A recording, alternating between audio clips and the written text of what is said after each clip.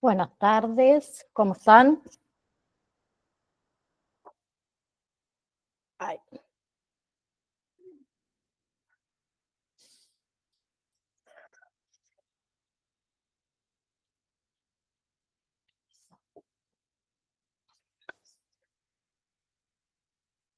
Bueno, hola Natalia, ¿cómo estás? Chicuelas, el día de hoy seguimos con lo que es el módulo número 1. Vamos a ver lo que es adultez madura. Hola Gisela, y que también te veo, ¿cómo estás? ¿Sí? Eh, esta edad media, en realidad, que va desde los 40 hasta los 60, 65, ¿sí? Que varía también, acuérdense que habíamos dicho en la clase pasada, según las experiencias individuales de cada uno, pero bueno, hay cambios en esta etapa. ¿Cuáles son esos cambios? Aspecto físico es uno, ¿sí? La mediana edad, ¿sí? Puede ser un periodo también de declinación física, ¿sí? Con cambios de habilidades tanto sensoriales como habilidades motoras, el tema de la visión, el tema de la audición, que también declina, ¿sí? La sensibilidad al gusto declina, al olfato, a los olores, que van disminuyendo, digamos, lentamente, ¿sí? Y acá también aparece muchas veces otra cosa, son los problemas biológicos, ¿sí? La menopausia en la mujer, por ejemplo, la pérdida de la agudeza visual, ¿sí? Y los efectos, digamos, del envejecimiento pueden ser muchas veces mitigados ¿con qué? Con un ejercicio, con la dieta, con los buenos hábitos, ¿sí? En lo que son los aspectos, por ejemplo, cognitivos, tenemos acá que la inteligencia fluida, o sea, relacionada con aprender nuevas tareas, que también tiende un poco a declinar, ¿sí? Eh, a ver, la madurez, ustedes saben que incluye que asumir responsabilidades, ¿sí? Responsabilidades tanto sociales como mantener, digamos, un nivel adecuado de vida y ayudar también a los hijos, en este caso muchas veces a independizarse, ¿sí? En lo que es el aspecto social y lo que es el aspecto laboral. Bien, enfrentamos que responsabilidades muchas veces hacia qué, hacia los padres ancianos y hacia los hijos adultos, ¿sí? Entonces eso también es un desafío para nosotros. Muchas veces también surgen otros cambios que pueden ser por ahí a lo mejor ante un divorcio, cambios familiares, digamos, ¿sí? En esta edad también todo lo que es la amistad, ¿sí? Son más complejas, más ricas, ¿sí? Durante esta etapa, ¿sí? Muchas veces nos reevaluamos la carrera que tomamos, ¿sí? O el camino que hemos tomado. Muchas veces esto también nos lleva a cambios profesionales, ¿sí? O lo contrario, el estrés muchas veces también por pérdida del empleo, ¿sí? Entonces, la forma en la que el individuo va a manejar estos cambios y estos desafíos también influye mucho en el bienestar nuestro, en la satisfacción, ¿sí? Durante esta mediana edad. ¿Bien? Bien. Eh, a ver,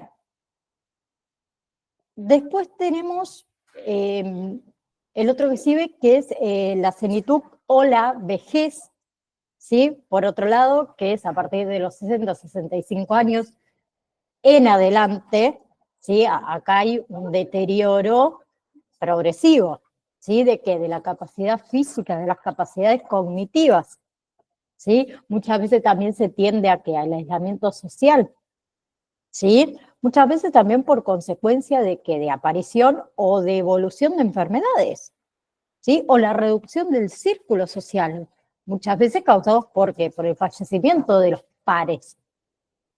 Bien, hay una aceleración en lo que es el proceso de envejecimiento, ¿sí? La piel pierde su elasticidad, las arrugas se profundizan, ¿sí? El cabello muchas veces también comienza a caerse, ¿sí? Hay una aceleración de lo que es la pérdida de la masa ósea, de la masa muscular, ¿sí? Y una disminución también bastante prolongada en lo que es la audición y lo que es la visión, ¿sí? Bien, entonces, a ver, la vejez comienza alrededor de los 60, 65 años y abarca, digamos, varias décadas, ¿sí? Que también puede variar según el individuo. Muchas veces, yo siempre lo digo a esto, vemos personas de 60, 65 años y nosotros decimos, ay, ojalá que llegue a esa edad así, ¿sí? Con ese espíritu, con esas ganas de vivir que tiene. ¿Bien? Entonces, a ver, hay personas que a sus 60 pueden estar muy saludables, muy activas, ¿sí? Mientras que por ahí, qué sé yo, la mayoría a los 80 años suelen ser mucho más frágiles, ¿sí? Suelen enfrentar muchos problemas de salud mucho más graves, ¿sí? Entonces, a medida que nosotros vamos envejeciendo, hay una disminución gradual de la salud, ¿sí? Y ni hablemos del vigor físico también, ¿sí? Entonces, hay problemas, digamos, comunes en el envejecimiento, ¿sí? La agudeza de la visión era uno, de la parte auditiva, la pérdida de la fuerza muscular, los cambios en la piel, en el esqueleto, ¿sí? Hay un aumento de problemas crónicos, por ejemplo, qué sé yo, a ver, enfermedades cardíacas, la artritis, ¿sí? Bien, en lo que es, a ver, los cambios en la sexualidad, ¿sí? Ustedes saben que la mujer cuando llega a la etapa de la menopausia, ¿sí? Reduce lo que es la lubricación vaginal, ¿sí? Y en la vejez sigue pasando exactamente lo mismo. En el hombre, ¿qué pasa? La erección, la eyaculación es mucho más difícil, ¿sí? Eh, Hay una disminución también en lo que es la velocidad del procesamiento cognitivo y la memoria a largo plazo, ¿sí? Muchas habilidades cognitivas permanecen relativamente intactas, ¿sí? Pero nos lleva mucho más tiempo aprender algo nuevo. Bien, y muchos ancianos también pueden, digamos, compensar esta pérdida de memoria con experiencias, con estrategias, ¿sí? Y pueden aparecer otras enfermedades con respecto a la memoria, las demencias, ¿sí? Que muchas veces viene asociada con algunas enfermedades, el Alzheimer, por ejemplo, ¿sí? Después, en lo que es, digamos, el aspecto más psicológico y el aspecto más social, ¿sí? Uno en la vejez muchas veces comienza a reflexionar sobre la vida, ¿sí? Sobre el legado que dejamos, ¿sí? A veces nos encontramos con satisfacciones y otras veces con muchos desperdicios de oportunidades, ¿sí? Eh, que lleva aparejado que la pérdida de la autonomía en la vejez, ¿sí? Muchas veces también la dependencia de otros, ¿sí? Y eso afecta la calidad de vida de uno, el autoconcepto de uno, ¿sí? Y también acuérdense que en la vejez, entre los 60 y 65 años, también tenemos el retiro laboral, ¿sí? Que eso marca muchísimo los cambios. Son cambios muy significativos, ¿sí? Desde la parte económica, ¿sí? Desde lo que es la salud, ¿sí? Y la actitud que toma cada uno ante la jubilación, ¿sí? Que aparte, que afecta, digamos, la parte psicológica, ¿sí? ¿Y qué pasa? Cuando uno se retira del trabajo, ¿sí? Eh, sí, retiro laboral, ¿qué pasa? ¿Qué hacemos con ese tiempo libre que tenemos? ¿Sí? Hay que pensar entonces qué hacer con el tiempo libre, además de que lamentablemente acá en Argentina saben todos que hoy una jubilación no alcanza para vivir. Entonces trae ¿qué? La inseguridad económica, ¿sí? Que es crucial para los ancianos. Bien, y además de todo eso, agréguenle muchos desafíos adicionales, ¿sí? Muchas veces problemas de enfermedades, ¿sí? La discriminación por la edad, la pobreza, ¿sí? Que son retos bastante importantes para los ancianos, ¿sí? Y ni hablemos del cuidado institucional que muchas veces es insuficiente, que esto es lo que yo siempre hablo con los otros chicos de acompañante terapéutico. Que yo siempre les digo lo siguiente, yo no estoy en desacuerdo de que haya hogares de ancianos, ¿sí? O se me fue la palabra.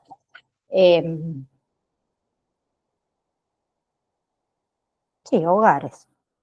No, hay otra palabra que se me fue ahora. Sí estoy en desacuerdo cuando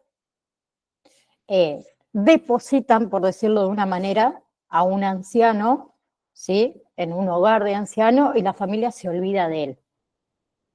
¿Sí? Como esto de decir, che, pará, pero yo te pago para que vos lo cuides. Que muchas veces pasa eh, y afecta muchísimo psicológicamente al anciano. Más que nada cuando son personas que dentro de todo están lúcidas, ¿sí? Y saben lo que le pasa. A ninguno de nosotros nos gustaría que eh, el día de mañana, ¿sí? Nos saquen de nuestro hogar, de nuestras cosas, de nuestro entorno, ¿sí? Por más que sea. Y también entiendo a las familias muchas veces que eh, no hay muchas opciones porque no cuentan con el tiempo para cuidar al anciano, ¿sí? Pero dos cosas hay que diferenciar. El que los abandona, por decirlo de una manera, ¿sí? Y lo pone en un lugar, obviamente para el bienestar, pero se olvidan, ¿sí? Y no los visitan. Y otra cosa es muy distinta, el que realmente sí lo pone, como decimos, dentro de un hogar, pero no se olvida de ese familiar. Y lo visita, y lo saca a pasear, y lo lleva de vez en cuando a casa, para que esté con los suyos, con los pares. En eso por ahí es algo que sumamente le afecta eh, a las personas adultas mayores. ¿Sí? En resumen, a ver, la vejez es compleja, ¿sí? Muestra periodos de muchísimos desafíos, desafíos cognitivos, desafíos físicos, desafíos emocionales, ¿sí? Se tienen que adaptar, ¿sí? Tienen mucho tiempo libre, ¿sí? ¿Y uno qué hace cuando hay mucho tiempo libre? Reflexiona, ¿sí? Entonces, si vemos a lo que es la senectud vista por diferentes teóricos, ¿sí? Acá tenemos a Crane, ¿sí? Que él dice que las personas enfrentan ¿qué? Una evaluación de su vida que puede llevarlas a ¿qué? A sentir o desesperación o integridad, ¿sí? Bien, ¿cómo se logra según él la integridad? Se logra al aceptar la vida vivida, ¿sí? Y también a aceptar la muerte, ¿bien? Y la desesperación, ¿cuándo surge en realidad? Cuando la persona siente que no puede revivir su vida y no encuentra ningún sentido para vivirla, ¿sí? Y después tenemos a Rice, que él está muy de acuerdo con Erickson, que dice que los adultos en esta etapa evalúan su vida y la aceptan tal como es, ¿sí? Pero que sí pueden caer en esto de la desesperación si no logran encontrar un significado a la vida. Bien, que ahí hablamos de toda la parte psicológica, ¿no? Y lo cuento por experiencia. Mi mamá cuando se jubiló, siguió trabajando un tiempo, ¿sí? Hasta que, bueno, le pasó una desgracia que se quebró tibia y peroné y no la bancaron en el trabajo, obviamente. ¿Y qué pasó? Se encontró en su casa, sola, ¿sí? Con sus 3 hijas, con familia, sin trabajo, con mucho tiempo libre y se deprimió mal, chicas. Ustedes no se imaginan cómo estaba esa mujer, porque no le encontraba sentido a la vida. ¿Sí? Y pasa mucho eso, y que la jubilación no alcanza. ¿Y cómo hago para vivir? ¿Cómo hago para mantener la casa? ¿Sí? O mantengo la casa o ¿cómo? Y le pasa a muchísima gente. Y no lo tenemos en cuenta.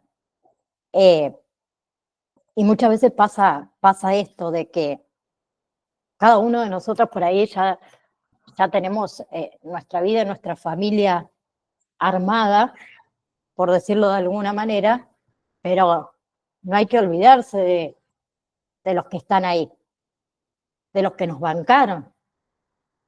Entonces, lo que podamos ayudar, así sea de decir 2 veces a la semana, me voy con mi vieja a tomar unos mates. No se olviden nunca de las personas adultas mayores. A mí es algo que me pueden más que los chicos, y me pone triste ver a un montón de ancianos, de abuelos, que están solos, ¿sí? Bien, próximo tema, o preguntas, o alguien quiere aportar algo, o alguien quiere contar algo. Están muy callados. Andrea se duerme. Andrea está cansada hoy. Y eso que no tuvo que dar el final el otro día. Que yo quiero estar en ese final y no sé si voy a poder estar, mira. Pero te juro que si es la semana que viene me meto, así que si veas una por ahí escondidita. No, encima, justamente estamos con un tema este de mi abuela. Por eso estoy así, estamos bastante atareados con el tema de su salud, digamos, y nosotros somos una familia que está muy pendiente de ella, digamos, todos. No Qué está sola lindo. en un momentito. Así que sí, vine del jardín, me acosté 2 segunditos cuando salí de trabajar y me levanté recién. Por eso tengo esta cara. No hay problema, André. Y ya le dije al Bien, profe que me debe unas clases por haberme suspendido la otra. Me debe unas sesiones. una sesión. No, para André, que a mí también me prometió una y la estoy esperando. Ya lo voy a agarrar también a ese. Los dos Hablamos nos... sí, para los que no saben, hablamos del director del instituto, que es el profe también de André, ¿no? Bien. Bueno, chicas, seguimos con el otro tema entonces, psicoanálisis infantil o el niño para el psicoanálisis, ¿sí? Que sé que ustedes en el PDF que tienen, es largo, muy, muy largo, pero quédense tranquilas que yo les doy un resumen para que ustedes estudien, ¿sí? Porque sé que es muy largo, hay fechas, hay muchísimos nombres para saber, pero nosotros vamos a hacer un pequeño resumen que después yo se los voy a pasar, ¿sí? Para que ustedes estudien desde el resumen, para que se les haga un poco más fácil, ¿sí? Nosotros vamos a empezar desde los primeros escritos de Freud, ¿sí? En su interés por los aspectos de la vida infantil, que se evidencia más que nada en que en su exploración de temas como la sexualidad, los sueños, la culpabilidad, ¿sí? Y él, en colaboración de Reuer, investigó el papel patógeno de los traumatismos infantiles, ¿sí? En lo que es el ámbito sexual. Él lo investigó en el año 1893 y 1895. ¿Sí? Y la obra está, la interpretación de los sueños, seguramente alguna vez la han escuchado nombrar, ¿sí? Propuso que los sueños en realidad funcionaban como guardianes, ¿sí? ¿Guardianes contra qué? Contra las excitaciones internas, contra las excitaciones externas, que reactivan deseos infantiles inconscientes, ¿sí? Y él, Freud, analizó los sueños de deseos no relacionados en niños pequeños, ¿sí? Bien, y culminó Freud todos sus estudios sobre la sexualidad del niño y sobre la adolescencia. Él describió el valor perverso que tiene el niño y las etapas de desarrollo psicosexual que la mayoría de nosotros conocemos, ¿sí? Entonces Freud durante todo ese periodo, junto con sus colaboradores, observaron a los niños, ¿sí? Le prestaban mucha atención a la sexualidad emergente y a las actitudes, ¿sí? Muchas veces esas actitudes frente a represión impuesta por la figura de autoridad, ¿sí? Bien, entonces ellos, ¿qué hacían? Observaban a estos niños, ¿sí? Y juntos con Graf, ¿sí?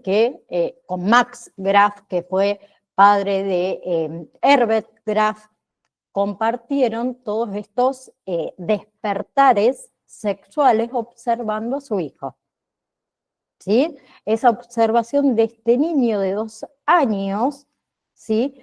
Que el niño había desarrollado una fobia, ¿bien? Y Freud, ¿qué hizo? Le recomendó el psicoanálisis para el tratamiento, ¿sí? Bien, y Max Graf, que no era médico, él colaboró con Freud para iniciar el primer psicoanálisis infantil, ¿sí? Que después lo registraron con el nombre de análisis de fobia de un niño de 5 años en el año 1909. Bien, entonces Freud, ¿qué hizo? Incluyó o concluyó que la combinación de la autoridad paterna, ¿sí? Y médica, más que nada, le permitió que este adecuado análisis. Y más que nada la cura se basó en ¿qué? En escuchar, ¿sí? Él escuchaba atentamente todo el discurso de este niño, los sueños, los recuerdos que tenía, ¿sí? Y así interpretaba y ayudaba a ese niño a comprender todos esos conflictos internos y le ayudaba a superar la represión, ¿sí? Bien, entonces el análisis de este pequeño Hans, que fue llevado a cabo por su padre bajo la supervisión de Freud, en realidad se basó en ¿qué? En escuchar el discurso de este niñito de 5 años, ¿sí? Y durante todo ese proceso se exploraron acontecimientos, sueños, recuerdos, acontecimientos cotidianos, ¿sí? Y se realizaron interpretaciones que con el único objetivo de ayudar al niño a comprender todos esos conflictos, ¿sí? A comprender todas esas represiones que tenía sin expresarlas a través de síntomas, ¿sí? Entonces, algunos consideran que en realidad este caso del pequeño Hans es el primer análisis o psicoanálisis, perdón, de la historia, ¿sí? Pero hay algunas controversias ahí en el medio con respecto a la posibilidad esta de establecer una relación con un niño, ¿sí? Pero más allá de eso, el tratamiento que se aplicó, ¿sí? Por el padre de Hans, tuvo buenos resultados. ¿Bien? Entonces, el primer caso que se considera que es el primer caso de psicoanálisis de la historia es con el pequeño Hans, ¿sí? Bien, entonces, a ver, tenemos testimonios del padre de Max Graf, que era Herbert, en diferentes momentos de su vida, ¿sí? A ver, él dice que fue para él muy, muy agradable o muy saludable todo este desarrollo, ¿sí? Y en realidad lo refleja en uno de sus libros, de su autobiografía, que se llama Memoria de un hombre invisible, si alguien lo quiere buscar. Está bueno, y si no, el otro es el análisis de las fobias de un niño de 5 años. ¿Sí? Y hay otro que me gustaría recomendarle, que es Psicoanálisis Infantil, una ayuda paterna, creo que es, eh, psicoanalíticamente orientada. Si alguien lo quiere buscar, son libros y escritos con respecto al psicoanálisis. ¿Sí? Entonces, psicoanálisis infantil, desde sus inicios, atrajo la atención de los discípulos de Freud. ¿Sí? Uno de ellos fue Jung, ¿sí? Quien analizó a su hija, que se llamaba Agapi, ¿sí? Y compartió todo ese descubrimiento sobre la curiosidad sexual. ¿Sí? ¿Y qué hizo Jung? En realidad formó a mujeres, ¿sí? Una de ellas era su esposa, Emma, ¿sí? Para trabajar como analista infantil. ¿Sí? Después tenemos otro analista que era Abraham, ¿sí? Que él estudió a su hija Hilda, ¿sí? Y también analizó a otros niños más, pero acá surgieron debates sobre las controversias de analizar a los niños. ¿Sí? ¿Por qué? Porque llevaba o levantaba, mejor dicho, represiones, y se planteaba en esa época los desafíos morales. Bien, y Freud estaba muy interesado en qué, en la observación de los juegos infantiles. Bien, entonces él que destacó con respecto a los juegos infantiles, la importancia en la búsqueda del placer y también la defensa contra el displacer. Y el juego en realidad acá se convirtió en una técnica utilizada en lo que es la práctica psicoanalista con niños. Hasta el día de hoy se sigue utilizando los juegos. ¿Sí? Después tenemos a Huck Helmut, que es la pionera del psicoanálisis infantil, ¿sí? Ténganlo en cuenta porque es tema de evaluación, ese se lo pregunto, que ella en realidad desafió, ¿sí? Todas estas convenciones al análisis infantil. ¿Sí? A ver, ella tenía un enfoque más pedagógico, ¿sí? Y trató a niños mayores de 7 años. Bien, y fue la que modificó aspectos técnicos. ¿Sí? Su práctica más que nada, ¿sí? Que era más psicoterapeuta que analítica, digamos, sigue siendo hoy en día bastante relevante para la historia. ¿Sí? Y ella en realidad desarrolló una teoría, ¿sí? Que incorporaba el juego como una herramienta analítica. ¿Sí? Y en uno de sus artículos sobre las técnicas del análisis infantil, ella enfatizó mucho en la recuperación de la salud mental. ¿Sí? Y algo muy importante, las necesidades educativas o la consideración de las necesidades educativas. ¿Sí? Para ella era una dualidad entre educación y psicoanálisis, ¿sí? Que en su momento generó unas controversias terribles en las escuelas, ¿sí? Como fue una de las polémicas que hubo entre Anna Freud y Klein, ¿sí? Pero en realidad el método de Kurt Helmut sentó todas las bases, digamos, para el psicoanálisis infantil. ¿Bien? A ver, ella realizó una labor que fue bastante tenaz, fue bastante profunda, pero ¿qué pasó acá? Porque si no hay una tragedia en el medio, vieron que no es historia esto, ¿sí? Su vida fue truncada por su sobrino Rolf, ¿sí? Quien pretendía que robarle toda su investigación, ¿sí? Y dentro de ese escándalo ahí te paso, ahí les coloco ahí el nombre para que lo tengan. Ahí voy. Ahí está.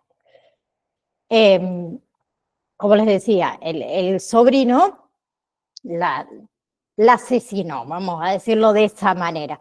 Y ahí también, ¿qué pasó? Entonces se involucró todo porque hubo un escándalo terrible con respecto a el psicoanálisis. ¿Sí? Bien. El que se lo acusó en realidad el psicoanálisis de que de ser el responsable de la degeneración de ese joven, porque Helmut en realidad trataba a su sobrino Rolf.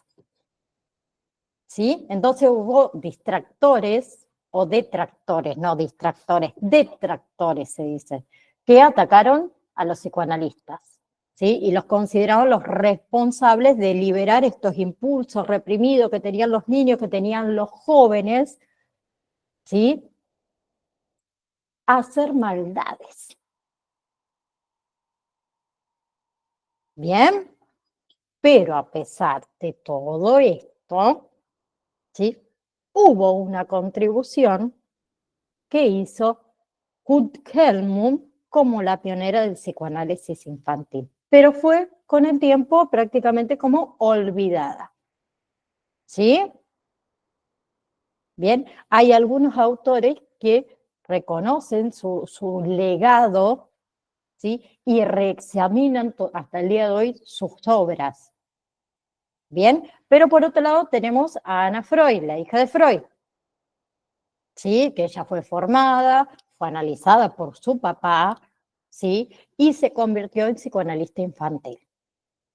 ¿Sí? ¿Qué pasó? A lo largo de toda su vida, Ana se interesó en el papel de los padres y de los educadores en la formación de ese niño. Bien, y ella promovía una educación que considerara las necesidades psicoanalistas de los niños.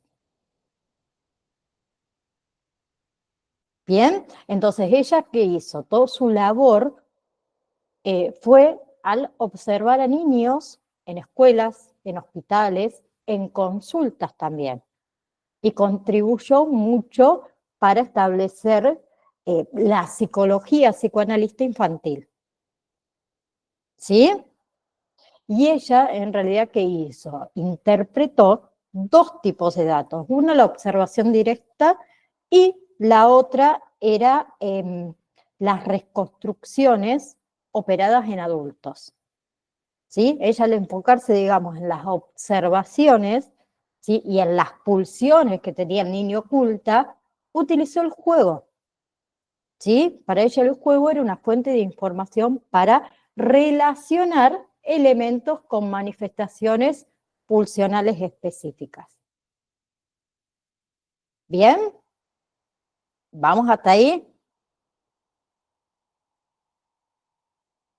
Bien, entonces, Ana Freud utilizó el método del análisis infantil y destacó todas las necesidades, ¿sí? De una fase, podemos decirla, preparatoria para ganar el afecto de esos niños, ¿sí? Y sustraerlos de influencias que sean desfavorables. Y utilizó la técnica también el análisis de los sueños, ¿sí? Y la asociación libre. Bien, y afirmó que en realidad los niños no desarrollan neurosis de transferencia debido a la influencia real de sus padres.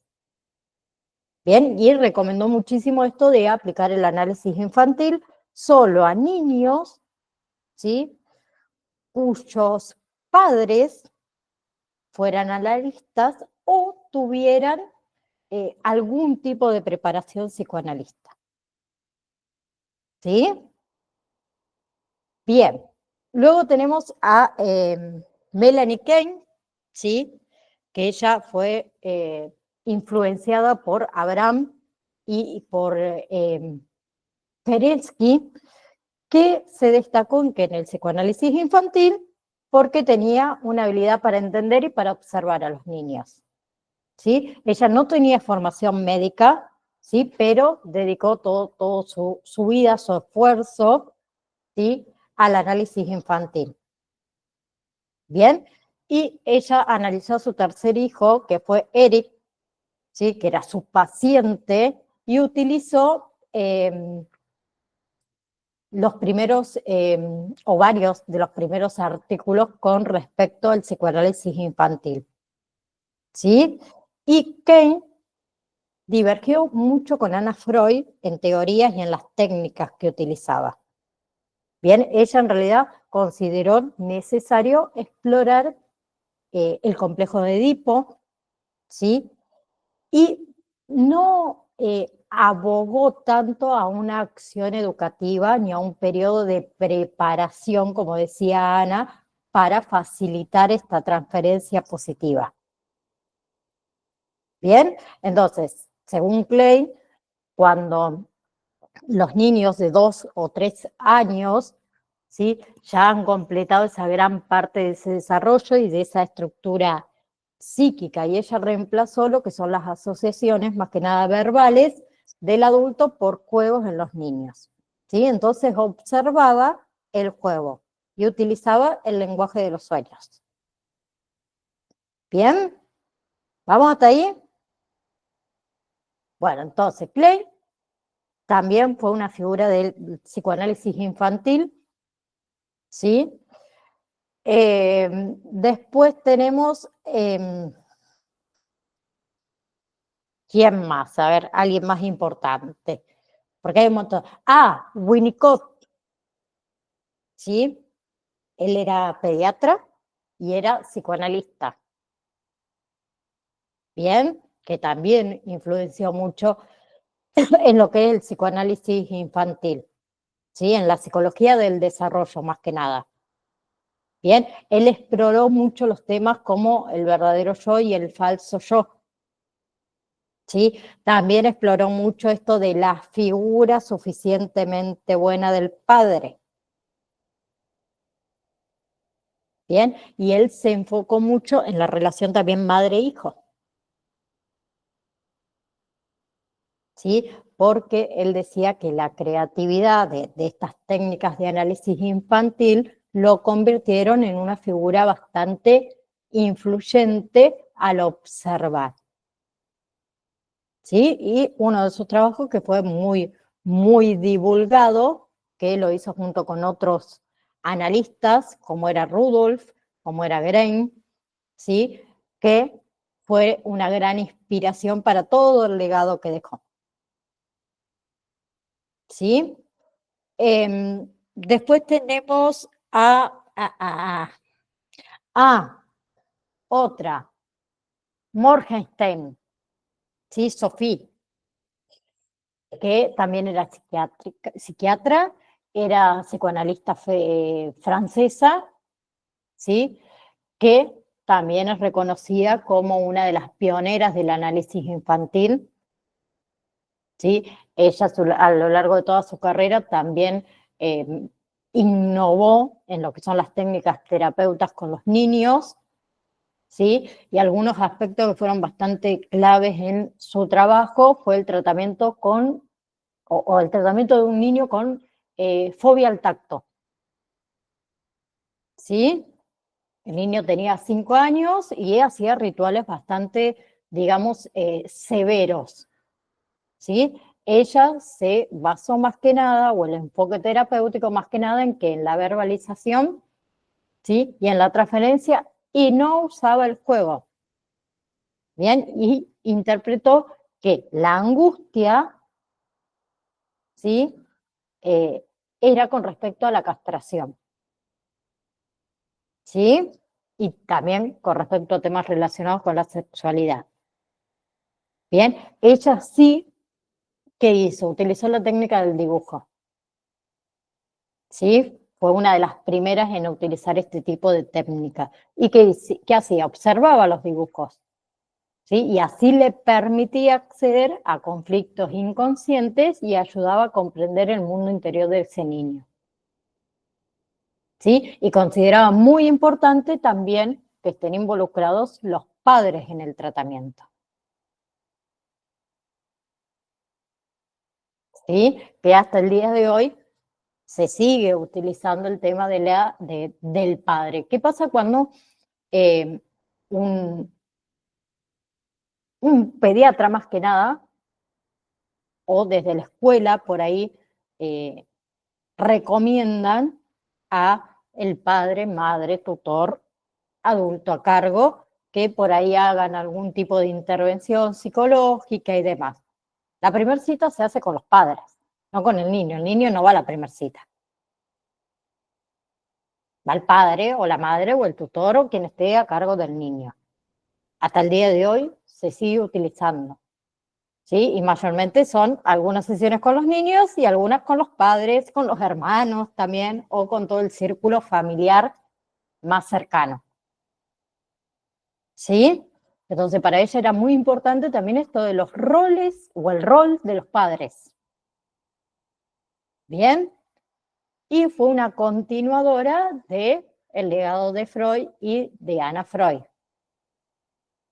¿Bien? Bien. ¿Qué más? Contribuyó también a todo lo que es el juego como medio para acceder al inconsciente infantil, ¿sí? Y propuso una guía que fue bastante útil para los padres en la educación de los hijos. Bien, entonces, Sophie también dejó una huella bastante, digamos, significativa en el campo del psicoanálisis infantil y con el tema este de su enfoque innovador que hasta el día de hoy sigue siendo relevante. ¿Sí? Después tenemos a René Spitz, ¿sí? Que ella es una representante del enfoque genetista en el psicoanálisis infantil. ¿Sí?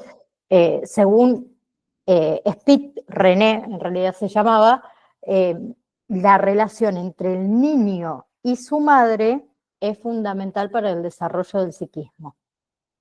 ¿Sí? Y que toda esa relación evoluciona, ¿bien? Entonces, en una de sus obras, que se llama El primer año de la vida del niño, ella documenta todas las observaciones sobre el desarrollo infantil, ¿sí? Y destaca tres organizadores en realidad del psiquismo. Uno es la sonrisa, ¿sí? La sonrisa como indicador del vínculo con la madre. La segunda, la angustia, ¿sí? Que aparece en el 8º mes, ¿sí? Y tercero, el gesto de negación. ¿Bien? Bien. Después tenemos a Margaret Meller, que se formó con Ana Freud, ¿sí? Y vivía en Nueva York, se trasladó en realidad a Nueva York, ella en realidad era de Viena. Ella profundiza más que nada en que en el proceso de la separación individualizada del niño respecto a la figura materna, ¿sí? Y destaca fases en ese proceso, comenzando por la fase esta de la fase altruista normal, luego tiene otro tipo de fase que se los cuento nomás para que la sepan nomás, que es la fase simbiótica, y después se avanza a todo lo que es la separación, la exploración del entorno, la conciencia de la separación, la entrada del lenguaje, la representación simbólica del niño, y en realidad todas sus investigaciones se basan más que nada en que en el autismo, ¿sí? Y proporciona estas herramientas para el tratamiento del psicoanálisis infantil. ¿Bien? Otro que yo les había nombrado es Erik Erikson, ¿sí? Que él amplió todo lo que es el concepto de identidad en el desarrollo humano. ¿Bien? Bien. ¿Quién más tenemos? Ah, algo importante. No sé si leyeron o no. ¿Alguien lo leyó al niño para el psicoanálisis? Chun, chun, chun, chun, chun, chun. Yo les iba a hacer una pregunta. ¿Quién fue la pionera del psicoanálisis infantil acá en Argentina? Y ustedes no me lo leyeron.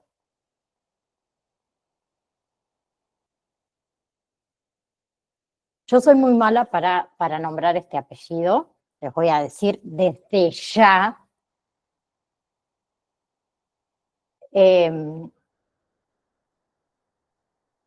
Pero acá en Argentina también tenemos una pionera del psicoanálisis infantil, ¿sí? Que promovió todo lo que es el trabajo de Melanie Klein, ¿sí?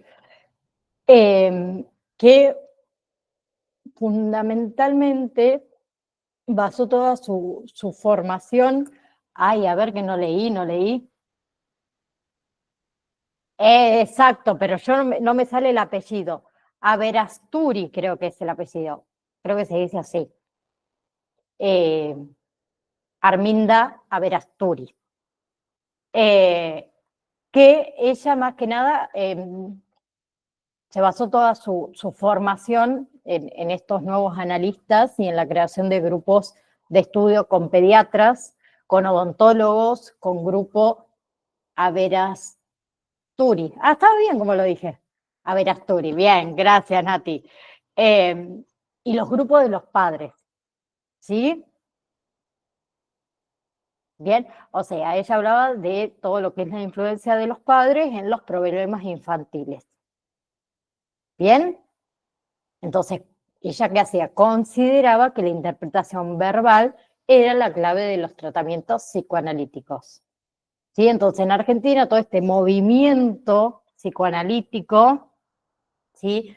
Prosperó, obviamente, ¿sí? Y se incluyó que la formación en psicoanálisis infantil dentro del programa de formación general, ¿sí? Y se aplicaba que a tratamientos psicoanalíticos en los que son los hospitales públicos. Bien. Después tenemos a Francois Dolto, que fue una figura bastante influyente en Francia, ¿sí? Que él también abordó la importancia de la relación de la madre-bebé para el desarrollo psíquico del niño, ¿sí? Entonces él decía que esa relación, ¿sí? Era crucial para que para la humanización del sujeto a través de la palabra. ¿Sí? Entonces destacó mucho esta necesidad de la presencia del padre también en esta dinámica. ¿Para qué? Para evitar, ¿sí? Que la complacencia materna excesiva, ¿sí? Y permitirle también una mayor autonomía a ese niño. Entonces él enfatizó mucho en que en la importancia de las entrevistas preliminares. ¿Para qué? Para entender la dinámica familiar, para entender el rol del niño dentro de esa dinámica familiar, que es lo que se usa hasta hoy en día. ¿Sí? Eso se sigue haciendo hasta hoy en día. Bien.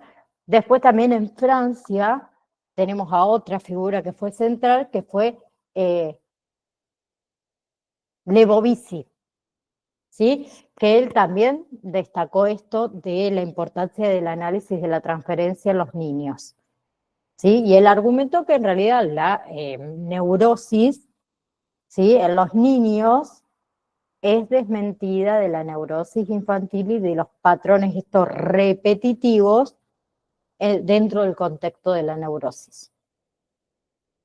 ¿Sí? Entonces, él señala mucho en una de sus obras la necesidad de analizar, o del análisis, mejor dicho, profundo, ¿sí? Para comprender todas estas dinámicas en la psicosis de los niños.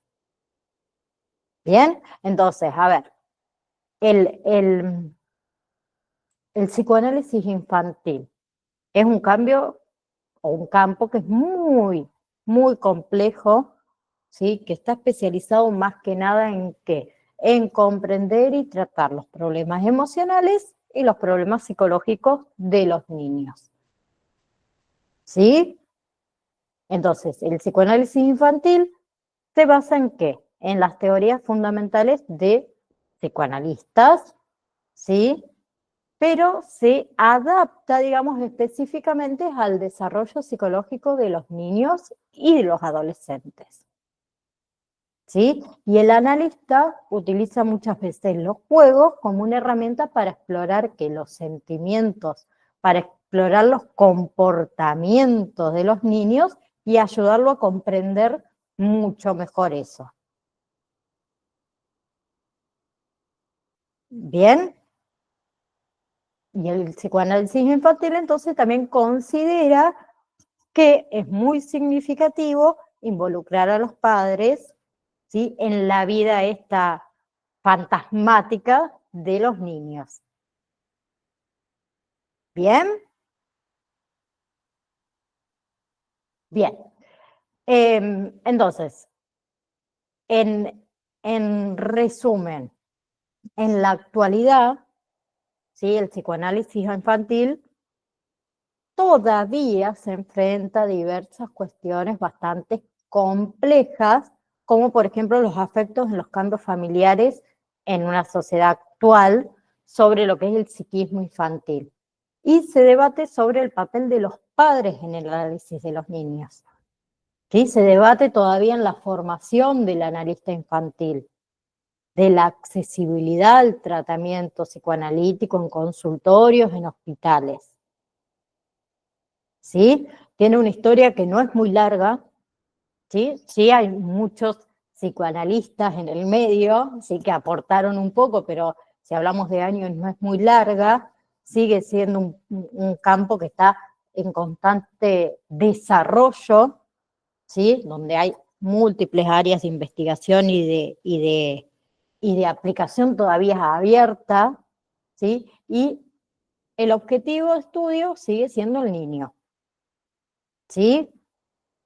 Aquel interés que despertó Freud mientras observaba jugar a su nieto, ¿sí?, desde aquella época hasta el día de hoy, ¿sí?, desde 1893 hasta el día de hoy se sigue todavía analizando y investigando,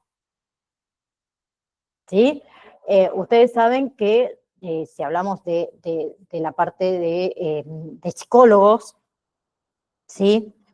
El niño, si necesita ir a un psicólogo, tiene que ser un psicólogo especializado en niñez, ¿sí? Porque implementan todo esto, el psicoanálisis, la psicopedagogía, ¿bien? No es, a ver, el psicólogo para niños no va a ser el mismo que nos atiende a nosotros, por ejemplo, que somos adultos. ¿Sí? Hay diferentes ramas y hasta el día de hoy ustedes saben que la parte, digamos, emocional, la parte que no se ve, vamos a decirlo así, lo que no se ve, lo que no se toca, lo que no se siente, es difícil de analizar. ¿Sí? Yo les puedo decir a ustedes, me duele la cabeza. ¿Cómo saben ustedes que a mí me duele la cabeza? Yo les puedo estar mintiendo que me duele la cabeza. Me siento triste. ¿Cómo sabe el otro que yo me siento triste? Es difícil.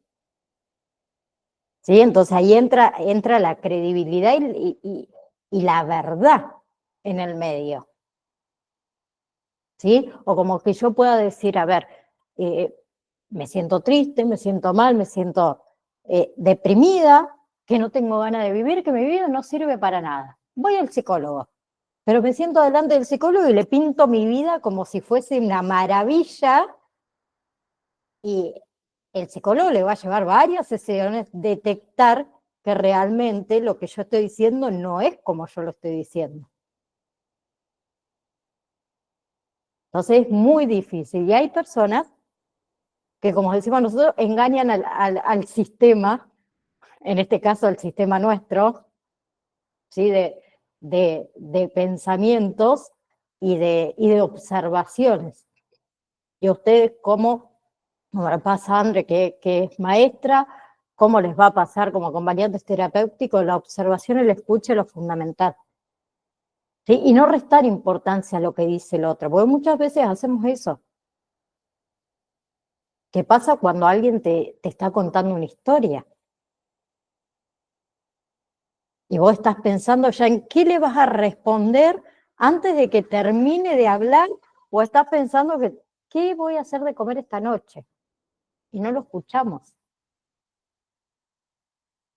Que yo entonces también siempre lo digo, con respecto, por ejemplo, a las personas, eh, y no quiero tocar un tema muy delicado, pero bueno, las personas que se suicidan, que muchas veces uno escucha a los familiares, a la gente más cercana, no me dio señal, nunca me dijo nada. Todos damos señales todo el tiempo, pero está en el otro saber captar esas señales. El ser humano muchas veces, ¿qué espera? Que uno sea directo,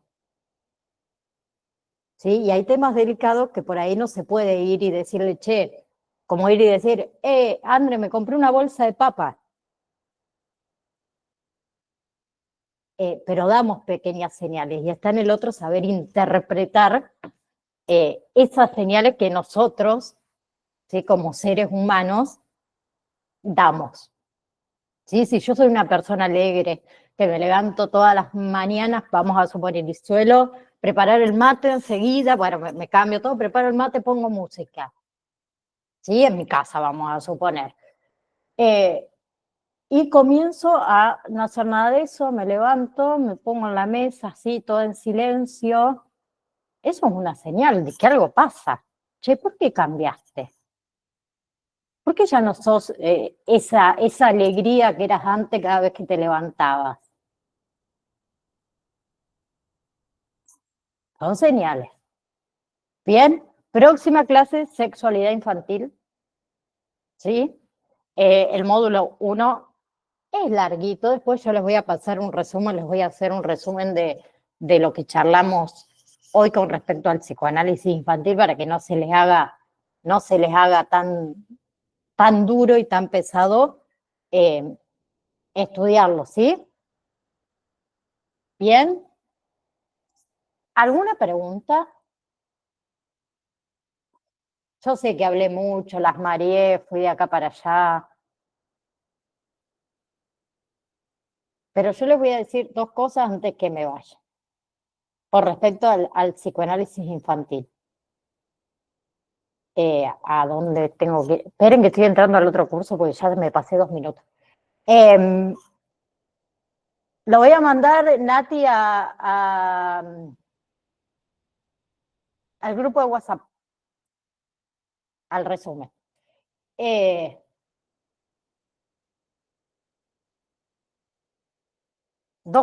Tres cosas, digo, que le iba a decir. Se me acuerdan. ¿Quién fue la pionera del psicoanálisis infantil acá en Argentina? ¿Sí? No, tres, dos. Y, y me gustan... no, tres. Vamos con tres. Otra. Se me basan en las observaciones y las técnicas que implementó Ana Freud. ¿Sí? Y se acuerdan de quién fue el primer niño que han analizado. Chan, chan, chan, chan, chan, chan. ¿No? Chan, chan. ¿Quién fue?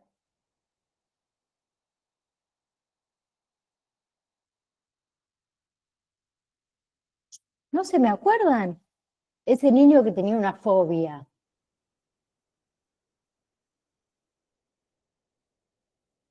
El pequeño Hans. ¿Sí? Después no digan que yo no lo dije en las clases, ¿no? Bien. Ahora sí, no les robo más tiempo, que tengan un hermoso fin de semana, sé que mañana ya es viernes, así que André, ponete música, vamos, pum para arriba, levántese. Gise, gracias por prender la cámara. Y bueno, está Romy, está Nati también ahí, está Yani, Suni, que la vi antes también, Constanza, Romy por 2, porque hay 2. Ah, no, es la misma Romy, la tengo 2 veces. Bien, así que levante, que se viene el fin de semana y está lindo. Les mando un beso enorme a cada una de ustedes y nos vemos el próximo jueves, si Dios quiere. ¿Sí? Un beso enorme, chicas.